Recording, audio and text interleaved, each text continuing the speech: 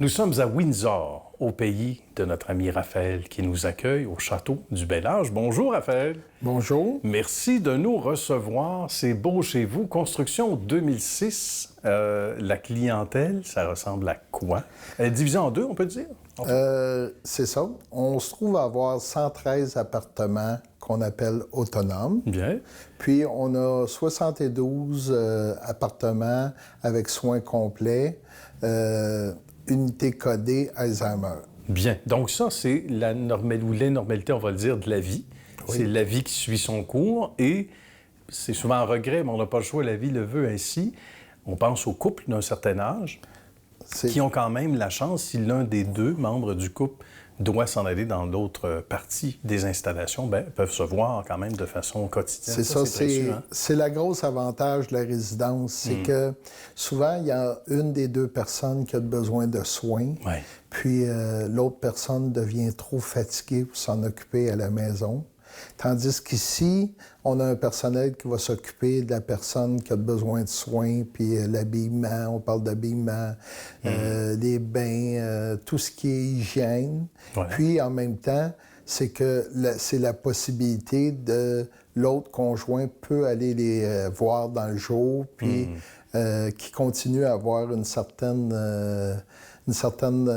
Relation, proximité, hein? proximité entre eux. C'est un métier ou des métiers qui sont rattachés à la démarche, Raphaël, qui demande un cœur gros comme ça. Et ça a parti d'un besoin particulier, parce que Raphaël est dans le domaine de la construction aussi comme entrepreneur, a plusieurs entreprises, mais il y avait un besoin il y a déjà plusieurs années. C'est ça. Disons que ça a commencé parce que ma mère avait besoin d'aller dans une résidence pour personnes âgées. Puis, ma mère, c'était un professeur d'école. Il n'en était pas question d'aller dans une résidence. OK. Puis, dans l'entrefait, la ville de Windsor avait un besoin d'une résidence personnes âgées.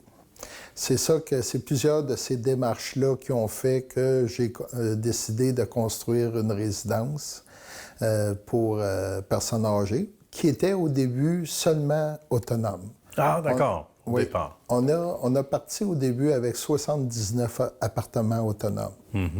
Puis là, on voyait qu'avec le temps, le monde vieillissait, Ben oui. puis il partait. C'est à la suite de ça qu'on a décidé de faire des agrandissements pour pouvoir que le monde puisse rester avec nous. Tu sais, parce que quand ça fait plusieurs années que tu es en résidence, quand tu as besoin de plus de soins puis tu restes avec le même personnel, souvent c'est plus facile, Ben voilà. c'est plus adaptable. Puis on dit que plus on vieillit, plus on est difficile à déraciner, et ça on peut le croire. On a des exemples autour de nous, parents, grands-parents. Ça doit être horrible là, quand on doit quitter les lieux. Là, au moins, on est sur une même terre. Et comment maman a réagi à l'avancée des travaux?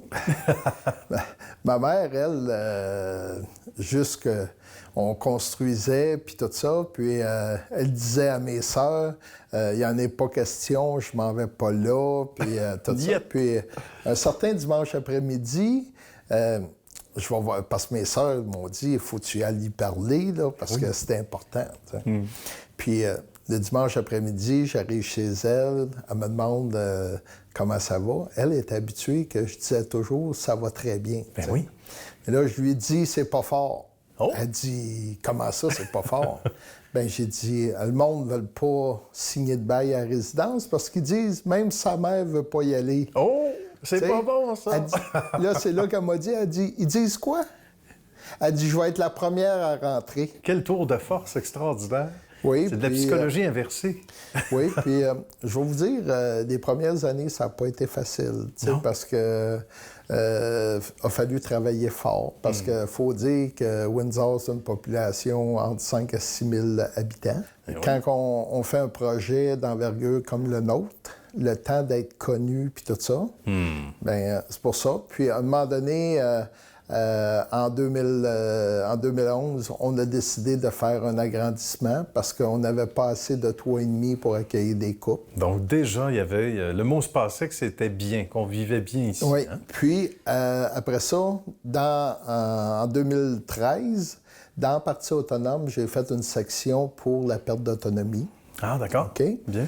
Puis, après ça, vu le besoin grandissant, on a fait un agrandissement en 2016 pour accueillir du monde avec soin, mais vraiment construit dans un bâtiment qui est sécuritaire, giclé, puis qui est incombustible à 100 bâti à peu près sur le même principe qu'un CHSLD. Ah, d'accord. Mais pour donner un confort, avec des salles de bain complets, avec des lève-personnes pour donner les bains, puis tout le service nécessaire. Tout est pensé. Puis après ça, l'unité s'est remplie tout de suite parce que c'était un besoin. Ben voilà. Les hôpitaux étaient surchargés. Puis c'est pour ça qu'en 2018, on a refait un agrandissement pour rajouter 34 appartements encore. Ce qui fait qu'on a 72 appartements avec soins complets qui sont codés, qu'on peut recevoir du monde soit en perte d'autonomie ou du monde qui font de l'Alzheimer.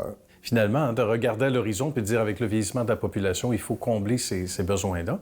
Mais Raphaël, il y a de quoi être très fier. Bravo, merci pour l'anecdote savoureuse de la maman. Il y a des gens qui vont se reconnaître, c'est magnifique. Il faut dire que partout, le chemin du succès est toujours en construction.